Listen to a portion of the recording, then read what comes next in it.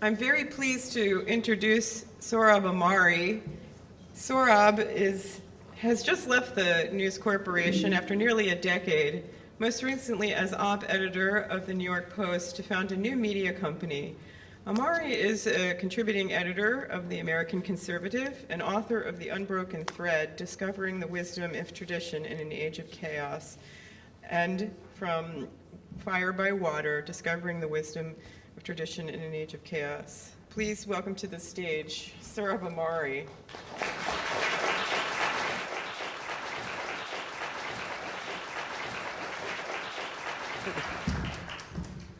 Thank you all for being here. Thanks to the Catholic Art Institute for inviting me. And thank you especially to Kathleen, both for inviting me, but also for all my logistical impositions on her, like last night, being like, oh, I have a slideshow, here are the images, can you put together the slideshow? And, she has everything else going on. And then Nell here, I said, actually, I would prefer not to read off my laptop. Could you print it, 15 minutes before the talk? So I really appreciate that. And no, but it's a real pleasure to be with you all. I got to say, I was really moved by that mass. For those of you who were able to attend the opening mass, my friends, I hadn't been to a mass like that in a little while, and everything from then on is kind of going to be downhill. It's going to be it's going to be a letdown. You can't top that. And I posted a photo of it on Twitter, and someone said, it was like, I'm a Protestant, and these things you post are these are the only things that make me question my Protestantism. So please pray for @FrazzledAnalyst. Hopefully, that was his, whatever his name is. So I want to talk to you about identity politics in art. And I hope you will all agree at the outset that we can stipulate that identity politicized art just produces a lot of ugly, ideologized bosh. But we have to try to think about it seriously and think about where it fails. So identity politics is one of the great idols of our age, and nowhere does it cast a longer shadow, arguably, than in the art world. Indeed, it was in the world of contemporary criticism and art theory that incubated some of the kind of woke concepts that have now exploded across the national mainstream. And the fact that identity politics have gone mainstream has in no way diminished their luster in the contemporary art world. In other words, you would think something that they now would think, okay, well, we did that, but now it's gone mainstream, so it's not cool anymore. Not at all. They're doubling down on it. Indeed, whether you're in London or New York or Paris, art that deals with race, gender, sexuality, power, and privilege dominates the scene. And that has terrible consequences for the arts as well for society. Much of this art is ugly, banal, predictable for starters, but more than that, identity politics is fueling narcissism and social division. Political point scoring is smothering the purpose of art, the pursuit of truth and beauty, the elevation of everyday life, the opening up of new avenues of thought and new ways of seeing the world.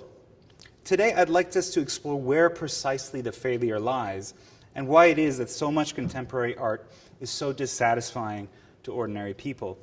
In a moment, I'm going to take you on a mini tour of London's contemporary art scene after a detour in tribal Africa. I know that sounds like an old school variety show where it's like the Tokyo Fair, but it all will come together, I hope. But before I do that, I want to draw your attention to a piece of art that I do like. This one on how do I? That's not it. This one. An attempt and account of what precisely makes it such a powerful piece. This is the first time I've ever used a slideshow for anything. This is Boy Bitten by a Lizard by Caravaggio, housed today at the Baroque collection at Britain's National Gallery. You have a boy reaching into a bowl of fruit. Most of you probably have seen this piece, that's biting him. And he has this expression of reaching for something pleasurable and being surprised that there is something painful hidden in the pleasure. Caravaggio, as you know, was very much a biographical and autobiographical painter. He He infamously lived a dissolute life, and even when he painted biblical scenes, his models were often drawn from lumpen milieus of the Italy of his time, street toughs, prostitutes, and so on. So of course his identity is on the canvas, but he isn't hitting you over the head with any sort of political point. Boy Bitten by a Lizard reflects the painter's identity, the imprint of his soul, and yet you and I, viewing it more than 400 years later, can relate to it because we've all been the boy bitten by the lizard.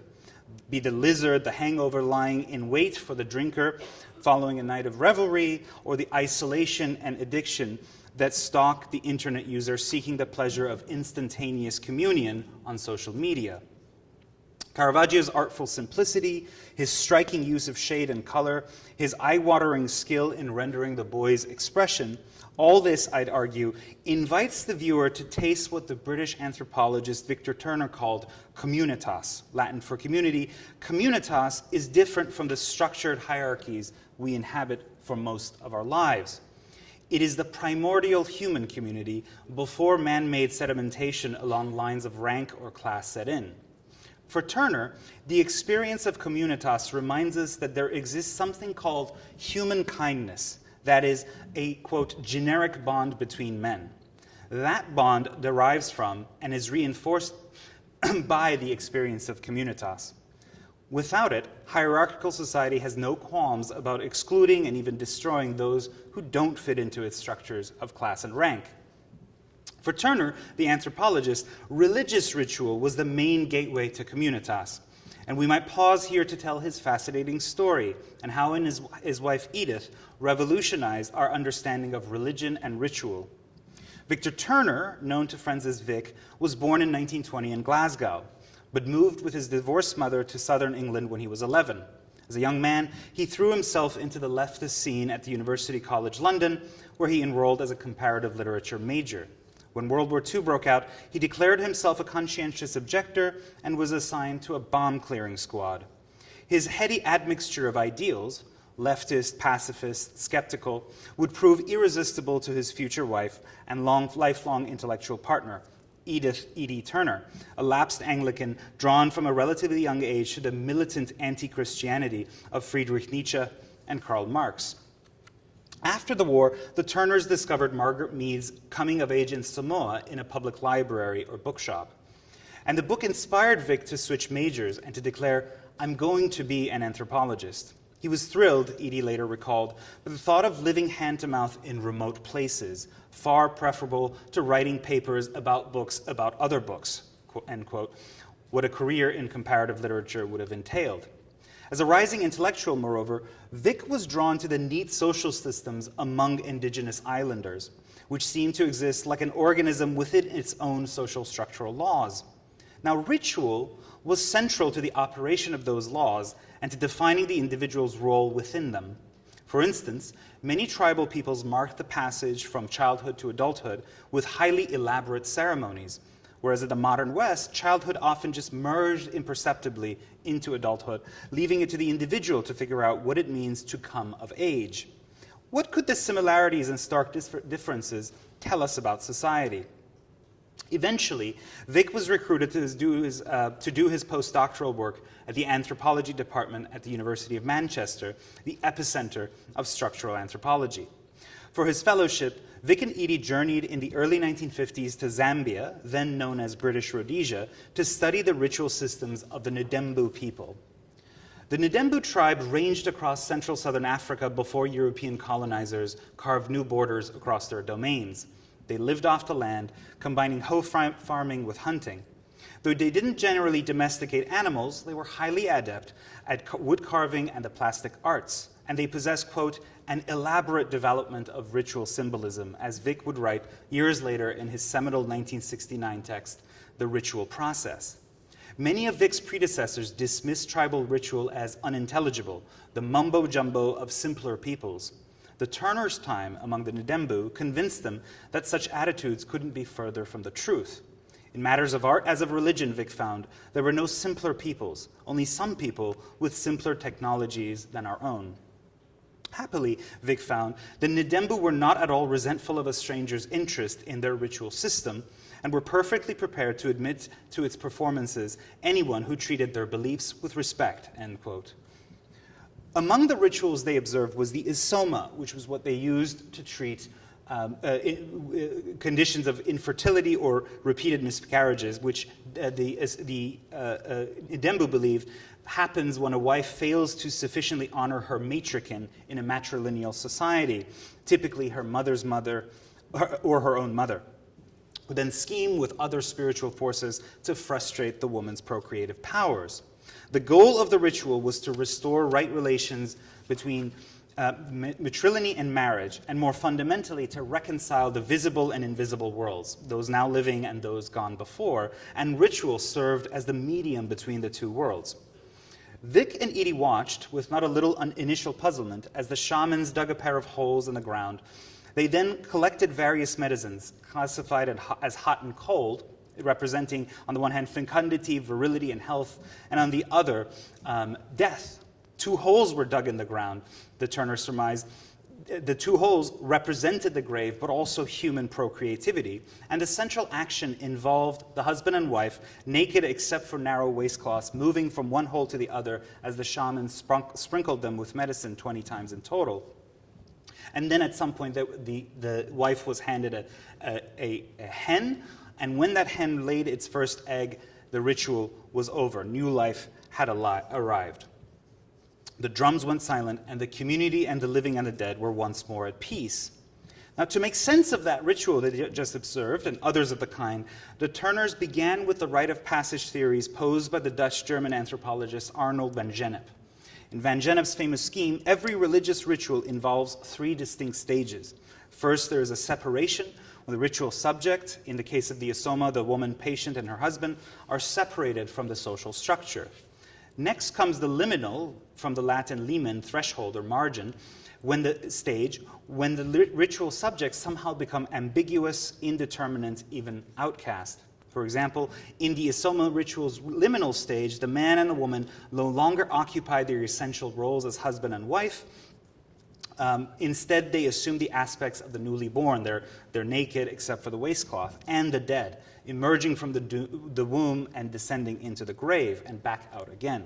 Finally, there is a reaggregation when the ritual subject returns to the society, either in a new condition, such as a boy who's achieved puberty and now is a full-fledged man after undergoing the ritual, or in this case, of the restored husband and wife, once more at peace with their matriarch. The Turners centered their analysis on the liminal stage. That's when the subjects shed the symbols that normally identify his or her position in society. During rites of initiation into adulthood, for example, males become liminal. They're banished from society and often forced to endure extreme hardships. While secluded, they are neither boys nor men, but rather something in between these stable, familiar categories. In the isoma ritual, as we saw, the patient and her husband have some of these attributes: passivity, humility, near nakedness. The going under of the couple, their submission and passivity, seem to exercise and heal hidden hostilities among the Ndembu. But how? By fostering communitas, the concept we began our discussion with. When we go liminal, the ritual reminds us that the high and mighty have their status only in relation to the low, and he who is high must first experience what it is like to be low. Or in the case of the isoma, living women are reminded of their debts to women past. Communitas thus unites the strong and the weak. Take the rite of initiation for tribal chiefs. Among the Ndembu, the mythic figure who bestows chieftainship was associated with the land itself and the people who tilled it, those who weren't politically or militarily strong, but who nevertheless possessed the kind of sacral power. The Ndembu saw this figure, known as the Kafwana, as symbolically feminine in relation to the chieftain-to-be. And she forced him to undergo a series of ritual humiliations before assuming power, to remind him that he was foremost a servant. And Turner explicitly compared that with the Pope's title of the servants of God. Communitas, in this telling, humanizes societies. This was Victor and Edith Turner's key moral insight. I should note that the research among the Ndembu eventually prompted the Turners to change their own religious opinions. This was especially prompted by one Ndembu rite called the Shihamba, in which the tribe celebrated the passion and death of an African bush god named Kavula. In the course of the ritual, initiates into Kavula's cult struck a representation of the god with a special rattle. Afterward, the ritual adepts told the initiates, "You have killed the Lord." At one point, the participants even shared a meal of white beans, the white symbolizing Kavula. In other words, the Ndembu ate the body of their self-sacrificing god. The vessel that was rejected became the foundation of a new and fertile communitas. And where had the Turners heard all this before? The question led Vic and Edie to a shocking decision. In May 1958, the couple and their children were received into full communion with the Roman Catholic Church. As Vic recounted in 1975, the couple couldn't remain, quote, immune to the symbolic powers they saw at work in Ndembu ritual. Religion, Vic famously concluded, is not merely a toy of the human race's childhood to be discarded on the road to scientific and technological advancement. Rather, religion and ritual are really at the heart of the human matter, and what seems, quote, archaic can be as contemporary as nuclear physics. Edie was a little more direct. Quote, "After we came back home, with the drums still echoing in our heads and making us long for Africa, both of us suddenly joined the Catholic Church, a religion full of ritual," end quote. They had tried out various Sunday services, Quaker, Unitarian, etc., but it was in a working-class Catholic parish in Stockport, England, of all places, that they heard the mystical drums reverberating most deeply. They threw themselves into the moral and sacramental life of the church, and Vic emerged as a champion of the traditional Latin Mass and a critic of the liturgical changes wrought by the Second Vatican Council, which he felt had diminished the ritual aspects of worship. After their conversion, Vic's academic position at Manchester became untenable. It was a department populated by many card-carrying communists, Vic and Edie Turner included, and as Edie said, quote, "Becoming Catholic was the worst thing we could do," end quote. They resolved to leave. Eventually, a job at Cornell brought him across the Atlantic. His and Edie's Communist Party membership, by then renounced, was no small obstacle in obtaining a visa. And later, he taught right here at the University of Chicago before taking up his final post at the University of Virginia, where he died in 1983. Edie died in 2016. Now, one of the central problems raised by the Turners' research is to figure out how the contemporary subject can access liminality and communitas, phenomena that, as we've seen, are deeply rooted in religious ritual. If it's worthwhile for people to remember their generic human kindness, a mysterious bond between people transcending ordinary divisions, then we have something of a crisis on our hand when the ritual has simply disappeared from most people's lives. It isn't just that many religious authorities have given up on traditional ritual. A large and growing share of modern people has convinced itself that it is possible and even desirable to be, quote, spiritual but not religious. And modern life is structured in such a way that many of us are too harried and distracted and restless to live truly liturgical lives. And that may be no accident. Ritual, after all, can inspire countercultural action.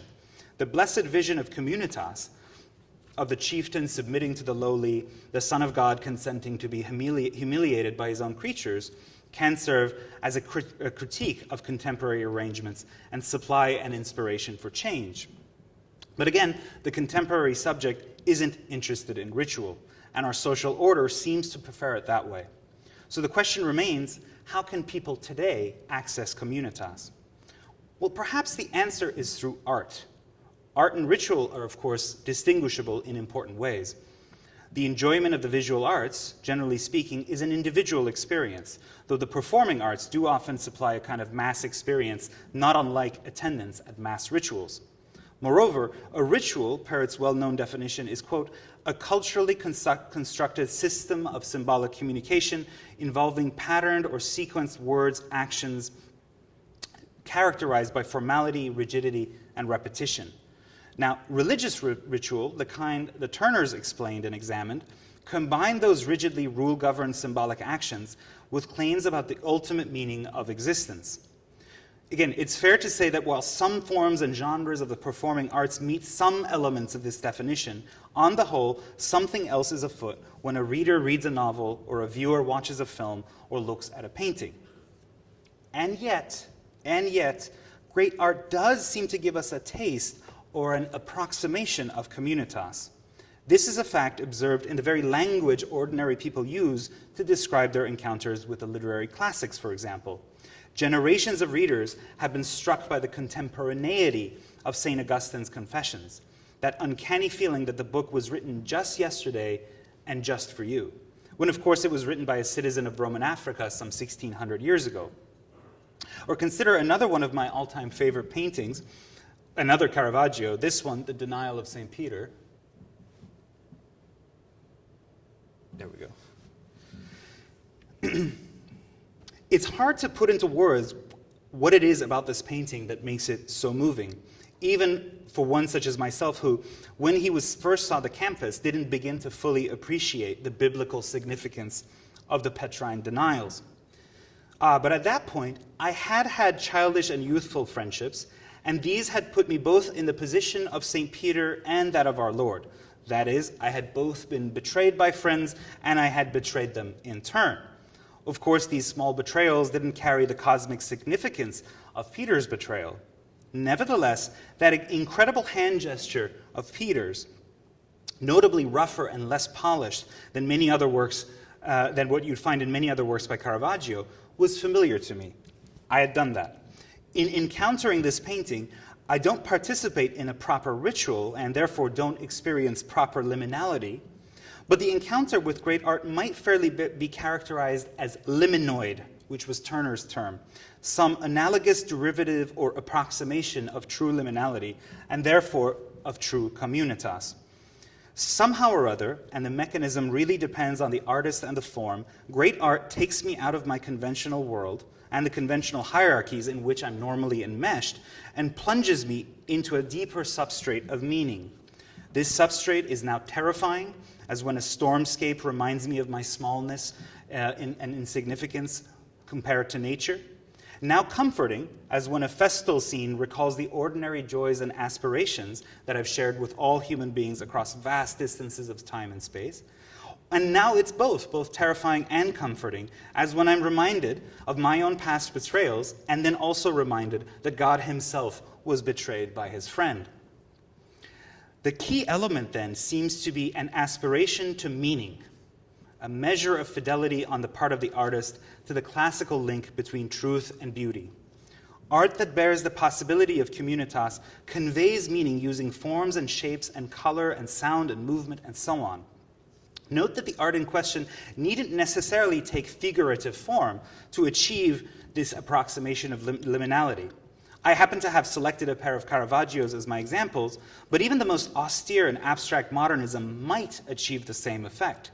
Taking sheer pleasure in color, for example, is a profoundly human experience, and in attempting to give expression to his interior state, the abstract expressionist can disclose something about my interior state that I may not have been aware of until I saw the raw colors raging on his canvas. But today's art world isn't even contemptuous of all this. It's wholly indifferent to it. All of the concerns we have been discussing have been thrust aside to make room for the art world's one totem, namely identity politics. Now, identity has always been at the heart of culture. Who are we? What is our nature? How are we as individuals and as groups distinct from each other, from the animals, from the gods or God? But identity politics cares little for such open-ended questions. Its adherents think they've already have all the answers, a set of all-purpose, ready-made formulas about race, gender, sexuality, power, and privilege. Contemporary art is obsessed with articulating those formulas in novel ways, so that if you find yourself wondering why nothing stirs you when you visit that exhibit in Soho, or watch that strange new piece of performance art in Los Angeles, or take in that random collection of ugly objects that passes for an installation at the Tate, you're suffering the effects of the relentless identity politicization of the arts.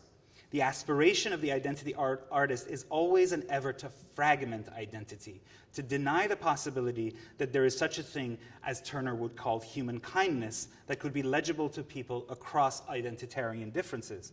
Rather than the integration of communitas, the very goal is disintegration. To explain the crisis, permit me to take you on a guided tour of London's contemporary art scene.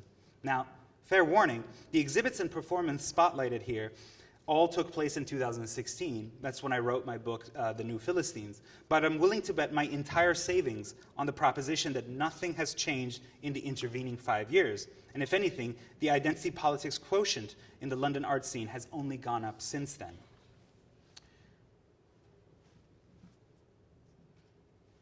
Apology.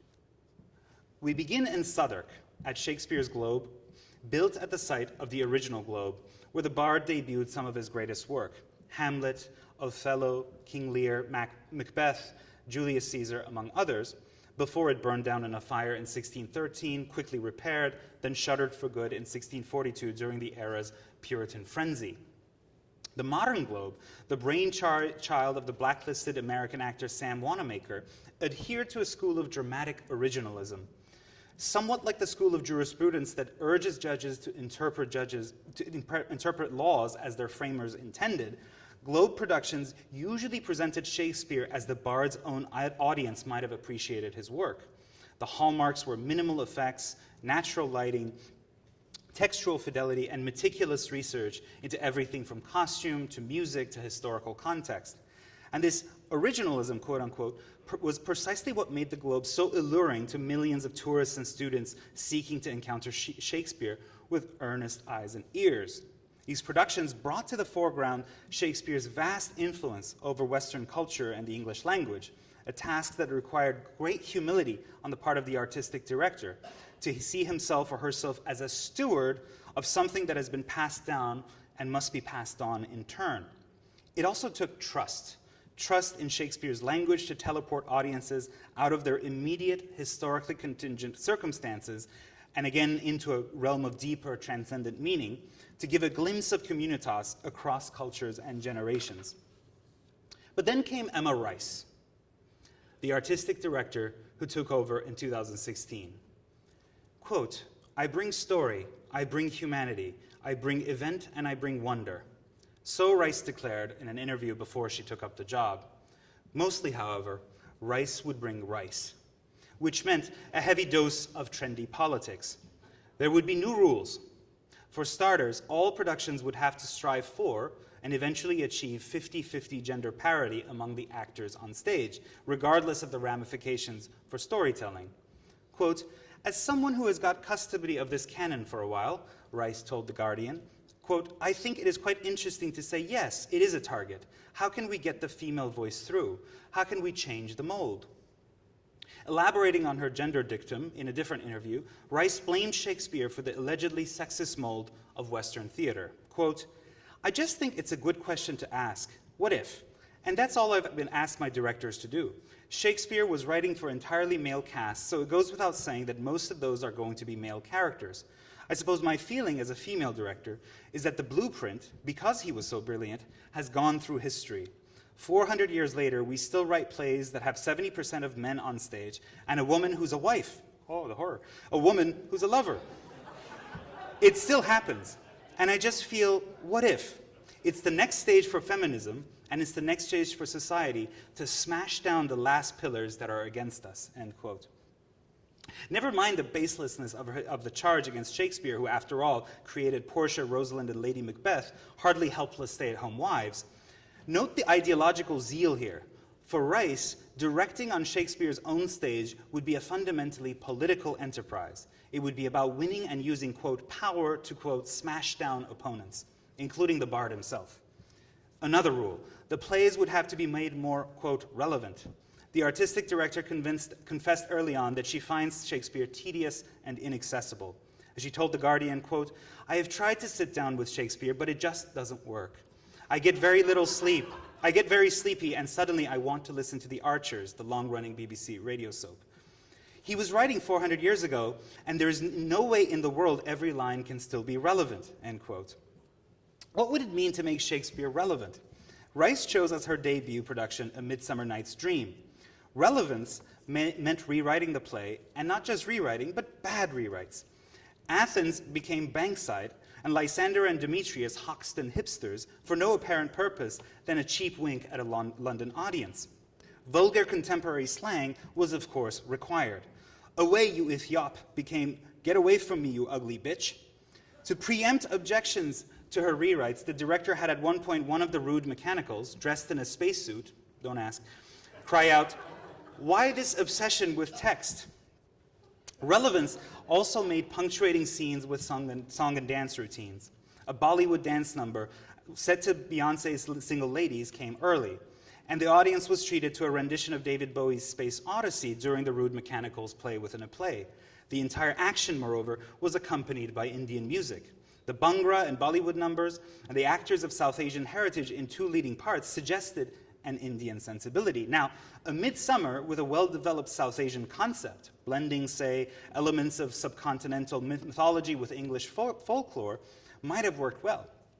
It would have required a sincere, rigorous encounter with these sources, with the aim, again, of accessing that deeper substrate of meaning that transcends cultural differences.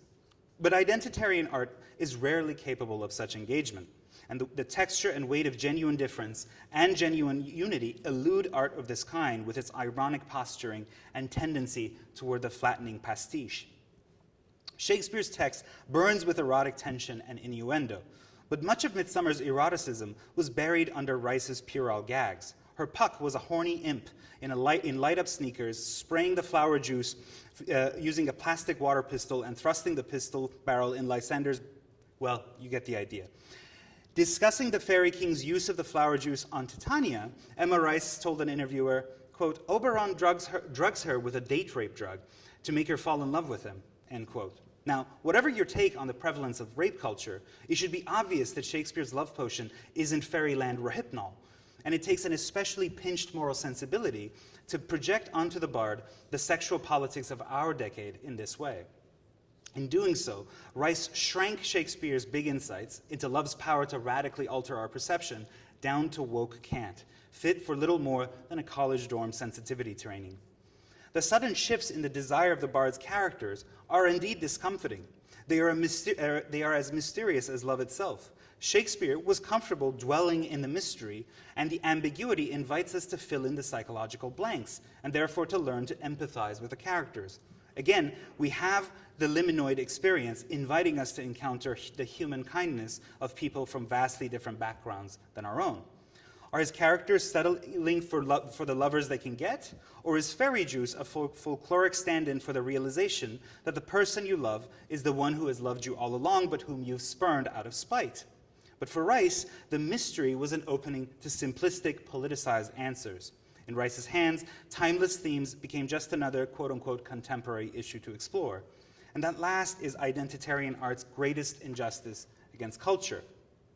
Well, you might be tempted to say, that's just one performance at one venue. Let's take a bus from the Globe further south to Vauxhall to check out the ultra-prestigious Gasworks Gallery. Outside, these posters hang on the wall just by the entrance. Quote, "No man is an island, no country by itself," one of them reads. "Register to vote before June 7th at gov.uk, register to vote." This is just ahead of the Brexit vote. And the posters, made by German artist Wolfgang Tillmans, aim to, quote, "maximize turnout among young voters by focusing on registration." The gallery is evasive about its own stance on Brexit, perhaps because it's partially taxpayer-funded. But the artist statement from Tillman clarifies, quote, "Brexit could effectively spell the end of the EU." It's been 5 years, maybe not. "Which stands for democratic worldview, human rights, and favors cooperation over confrontation. Weakening the EU," Tillman goes on, "is a goal actively pursued by strongmen like Vladimir Putin," end quote. This isn't even identity politicization. It's just rank partisan propaganda. Now, such sloganeering as art has been around for a while, of course. If we briefly if we briefly take leave of Gasworks to visit the Tate, we can sample the work of the Guerrilla Girls, a 1980s feminist graphic arts collective which produced a series of posters highlighting sex disparities in the American art world. The Guerrilla Girls posters were at least provocative and fun, whereas Tillman's are just preachy and dour. At any rate, they would fail to tip the balance in Remain's favor. Youth turnout was fairly high, but it didn't suffice to stave off Britain leaving the European Union. Okay, now let's step inside Gasworks. The main show is titled Second Sex War by the London-based artist Zitzel Meinige Hensen, whose multimedia pieces, quote, foreground the body and its industrial complex in what she refers to as a technosomatic variant of institutional critique, end quote. Your guess is as good as mine as to what that means. But one thing is clear. We are now fully immersed in identitarian waters.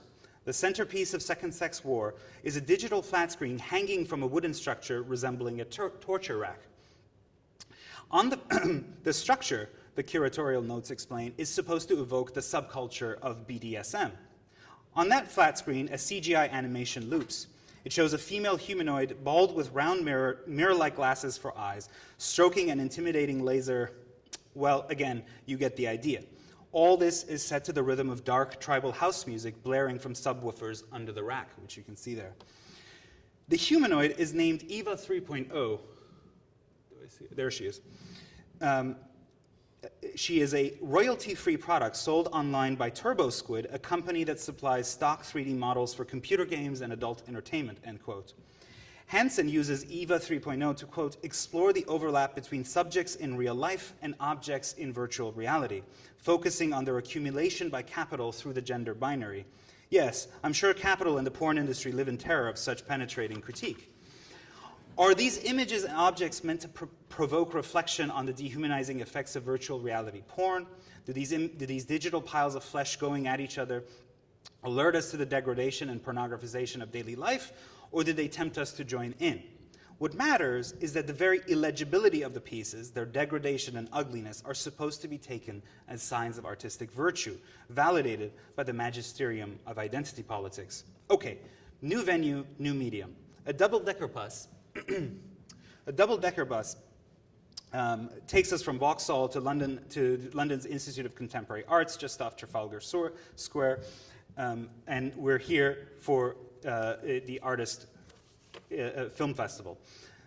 A 5-day celebration of film and moving image, the program reads. It adds, quote, themes of social and political identity permeate the content and subjects explored by the participants. These themes underpin the moving image's relevance in 2016, end quote. No kidding. Seemingly every screening, workshop, and talk at the festival has identity as its center. There's a workshop taught by a former member of an art agency with, quote, a long-running dedication to gender and feminism. There's a session on the work of the American feminist filmmaker Ellen Cantor, who, quote, magnetized by the doleful naivete of characters such as Snow White and Bambi, would extend their narrative horizons to include vivid sexual encounters. What Bambi's vivid sexual encounters would be like, please don't ask me. There is a talk on political identity and the moving image. There's a selection of films of the American artist Martine Sims focusing on black aesthetics and politics as something you do with your body, end quote. There's a photography exhibit that considers the medium's role as a, quote, colonial tool. There's a film screening about the nature of looking and being looked at within queer representational politics, end quote. There's another screening by Ming Wong, an artist working with performance, video, and installation to explore the politics of gender and representation, and on and on. It's almost inconceivable that so many filmmakers could think of nothing, be inspired by nothing but representation, identity, sex, and gender. There must be other subjects, either in their own lives or in the world outside, that belong on the silver screen. This degree of conformity is unsettling. It should alarm cultural elites rather than comfort them. Then again, this kind of art nicely mirrors the material reality of woke neoliberal society. For all its sound and fury about justice, identity politics is all about transmogrifying actual class tensions and inequalities into endless discussions about identity and language. Neoliberal society tends toward fragmentation and disintegration, and this mode of art reinforces and legitimizes this process. Okay, we've almost reached the end of our tour. One final destination is the South London Gallery in Camberwell. The medium shifts from film to dance. The SLG is hosting French dancer Paul Maheki in conversation with his Brooklyn-based colleague Niv Acosta. The N in Niv is spelled in lowercase. I don't know why. The topic is, you guessed it, the interplay of dance and identity politics. We see a short video of one of Paul Maheki's self-described decolonial dance projects. A young woman twerks at the camera as a four-on-the-floor beat ripples thump, thump, thump. Every few frames, an intertitle flashes political slogans drawn from what Paul Maheki calls his fictional manifesto. Look into the face of the powers aligned against us, an intricate inventory of rage. We are discovering how furious and resistant some pieces of us are. This is no longer time of wasting. He's also rebelling against grammar. The dance, Maheki says, is about, quote, addressing white supremacy and the political virtues of twerk, end quote. Acosta, meanwhile, melds art and activism inspired by his intersectional identities, quote, as transgender, queer, and black Dominican, according to his biography. The idea of brown spaces is super interesting, he says at the talk. Imagine if this room were a brown room. What would that feel like? I want you to resonate with that for a second, end quote. A mostly white audience fidgets and shifts awkwardly in their seats. Acosta recounts the horror of performing a dance piece at MoMA, a super effing problematic experience.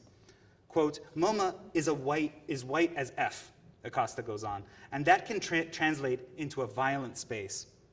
The London audience nods knowingly at the claim that MoMA, as woke and liberal and American institutions come, is a swamp of racial bigotry, basically Bull Connor's Birmingham. His own chief project is one in which he lies seductively on the floor and asks a mostly white audience to count as he twerks more than 1,000 times, one twerk for every black person killed by US police in 2015. Sigh. Art allows us to take ourselves to another world, another age, even to another body.